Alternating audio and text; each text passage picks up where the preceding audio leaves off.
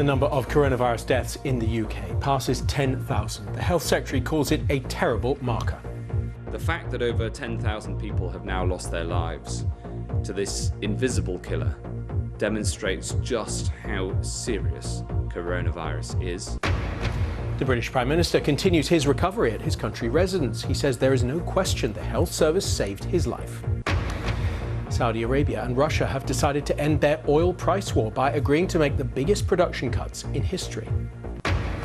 And Pope Francis delivers his traditional Easter service in an almost deserted St. Peter's Basilica, a prayer for those affected by the pandemic. The number of people who've died in the UK from coronavirus has passed 10,000. It comes after one of the government's senior scientific advisors said that the UK could become the worst affected country in Europe. In the latest figures, 737 people died in hospital in the UK in the last day. That brings the total number of dead to 10,612. But that number does not include deaths in care homes or in the community. In other developments, the British Prime Minister, Boris Johnson, was discharged from hospital after being treated for coronavirus. He paid tribute to the staff who helped him recover, saying it could have gone either way.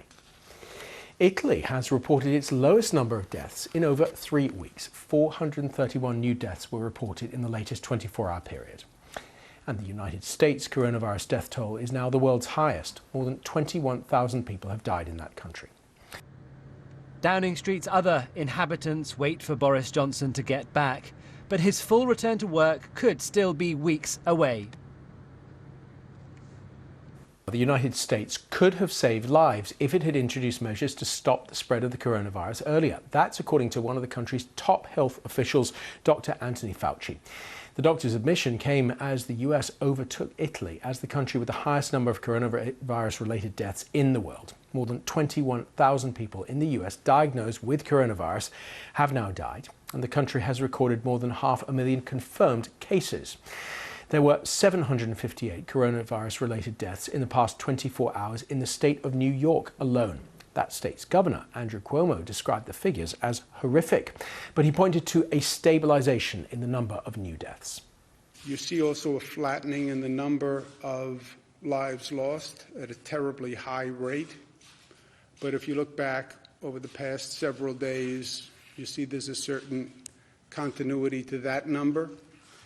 Again, that's the one number that I look forward to seeing drop as soon as I open my eyes in the morning. And it has been flattening, but flattening at a terribly high level. And Italian tenor Andrea Bocelli sings to an empty Duomo cathedral, but is heard by millions around the world. And in Spain, another 619 people with the virus have died. The rise comes after Spain recorded its lowest increase in deaths yesterday. The country, one of the worst hit by the pandemic, has now recorded just under 17,000 deaths associated with COVID-19. Meanwhile, Italy has reported the lowest number of deaths in more than 3 weeks from the virus. Officials say they believe the outbreak has peaked. The 431 new deaths were the lowest since March the 19th. And online, the most viewed item on the BBC News website is an extract from our exclusive interview. Charlie spoke yesterday to the Microsoft founder Bill Gates. We showed it to you yesterday morning, and in the interview, Mr. Gates said we're in uncharted territory due to a lack of investment and preparation. And if you haven't seen that interview, actually, do go and look at it on the website as well, because it's absolutely, it's really fascinating. Get an insight from him as well about the concentration on the vaccine and how important that might be.